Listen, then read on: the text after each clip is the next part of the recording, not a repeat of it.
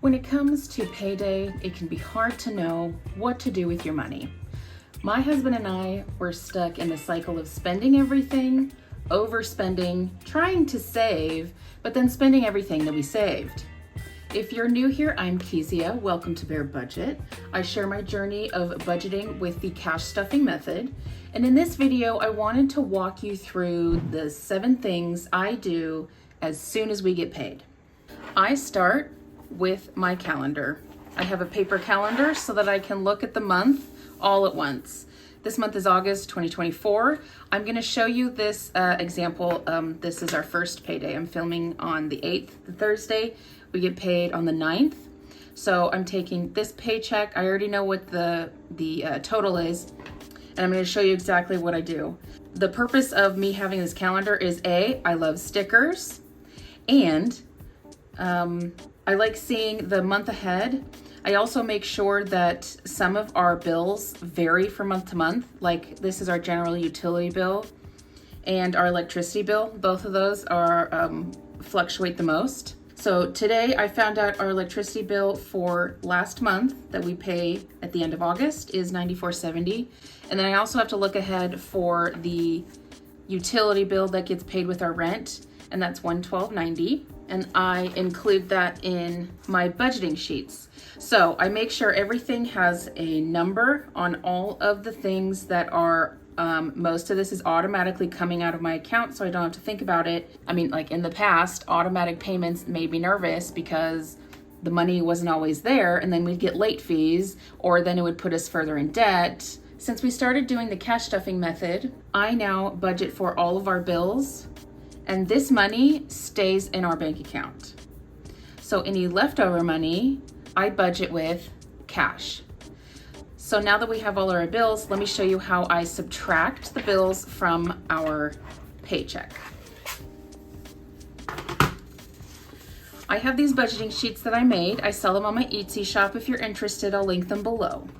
I break my our monthly paychecks or our monthly income into 2 because we're currently on 1 income.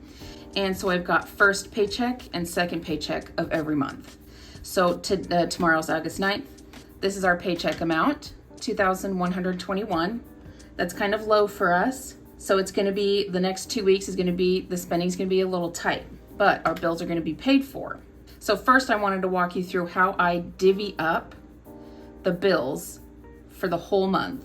That if you notice, the due dates do not run chronologically. I mixed them up so that generally after every paycheck, it's kind of the same. Like it's this as same as I can get it. The first paycheck that we're dealing with, I first take our paycheck amount, $21.21, and I subtract all of the bills. Some of these are also in half, like rent. This is half of our rent payment. This is half our utility payment for the month, half of our truck payment for the month. So those are half payments. So $21.21 minus all of this, $14.99. Oops, this equals $14.99. Okay, $6.22 we have left over. This is for 2 weeks worth of weekly spending money and money allocated towards sinking funds, which I will describe later. So I divide this by 2 because it's easier for me to budget week by week. So I split this up into 1 week, $311. So I take that amount, and I have another budget sheet. This is a weekly spending budget sheet that also includes sinking funds. These categories, my husband and I put in our wallets to spend for the week. And then sinking funds is other envelopes and other categories that you can slowly save up for. It's for maybe bills that take a little bit longer to save up for, or that like are due yearly. Also fun things, because we need a life and we need to have some fun with our money, and not even when budgets are super tight and the economy sucks, we still need to have some fun for our mental health. So this is a mixture of that. I highlighted this gas in red. I started keeping our gas budget on our debit card because it's easier to fill the gas tank with the debit card. But groceries, miscellaneous, coffee, spending money for me and my husband, and then a little bit into saving challenges, which I'll talk about later. After this our wallet money equals 195. So I take that 311 minus the 195. I have $116 left to put into the sinking funds, into our envelopes. You can always write down on its own paper all the sinking funds and the categories that you'd like to put money into for that week. Or if you like to do this bi-weekly, you can do it every 2 weeks. I literally have a collection of 1, 2, 3, 4, 5, 6, 7, 8 binders. This is my high priority binder. And I like to physically flip through the envelopes as opposed to just doing it all as a list. So, actually, you know what? I start with a different binder. So this week I started with my business binder. I've got YouTube. I like putting some money away if I want to do giveaways on my YouTube channel. And then I have some buffer accounts. If I have some extra money that we didn't spend from our wallets, I will put that. It's real. I called it overflow. It's really a buffer account for a couple of different things that we will use on a regular basis. So I just go in order and flip through what I want to fund that week. Next is I will do savings next, which is not saving challenges. This one's different. I always put an envelope for my mom, and my husband has 4 grandkids. I had 4 step grandkids to me.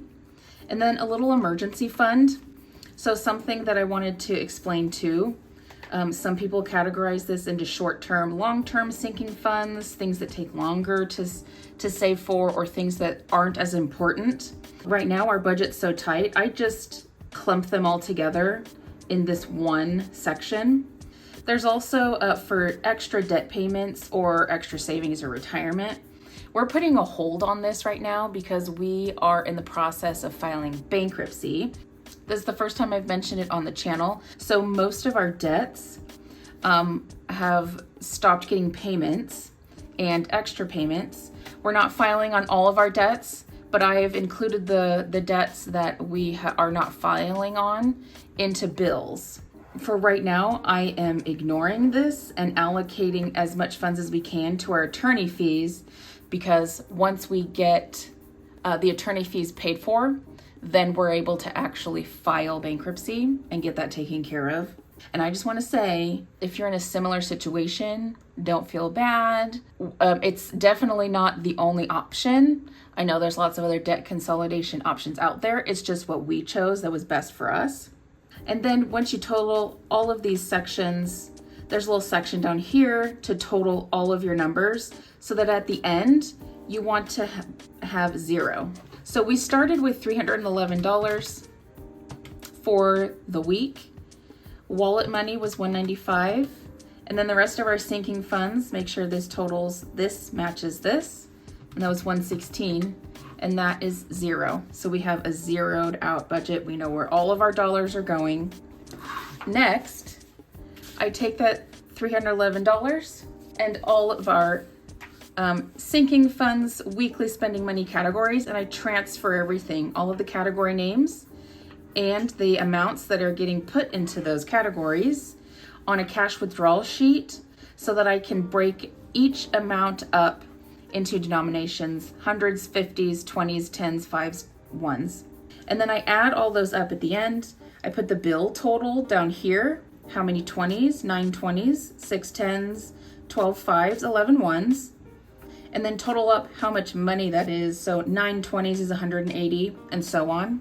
And then I triple check that 180 plus 60 plus 60 plus 11 equals $311. That's what we'll be taking out in cash from the bank. Then I get like a scrap piece of paper and write down how many 20s, how many 10s, how many 5s, how many 1s. And I take this to the bank to go get cash. After that, I'll stuff the cash into all of our envelopes, our wallets, and our envelopes in our binders. Here are all of my binders. They're all categorized by section. And what I wanted to show you, separated them by, have little bookmarks.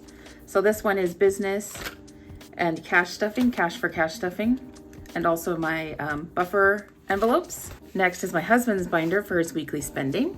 Next is my high priority. Next is my savings, a low priority binder for things that I can take a little bit longer to save up for, or for expenses that come once a year. Next is my holiday binder. This is my bills binder. I don't put real cash in this. Like I said before, I keep all of our bill money in our bank account, but what I will do, and that does help, is I stuff this with placeholder money so that I know how much I should have in our bank account. Last is our savings challenge binder. These are like little savings games that they're these little cards usually that you can color in, and each little icon is worth a certain amount. Some of them you can buy from other people's Etsy stores. I have a few that are on sale on my Etsy store to save up for things. Like this is so I can Christmas in July, which I'm still doing. It's no longer July, but I'm saving up for a Christmas fund, or at least it'll go into my holiday binder. Other things are just generally saving money. This is just saving dollar bills that I will probably put towards like into our emergency fund. Coffee savings challenge to save up for coffee overflow binder or buffer envelope, So for right now, because our budget is so tight, besides putting some money into our emergency envelope, I do put a little bit into the savings challenge binder so that I can slowly save for something, play one of these games, and slowly save for things that I will disperse amongst my other envelopes. And the cash stuffing method really is so flexible and customizable based on your own preferences and your own budget. Thank you so much for joining me for today's payday routine. I do cash stuffing videos every week. If you'd like to see me cash stuff all of my binders, click on the video on the screen and I'll see you in there.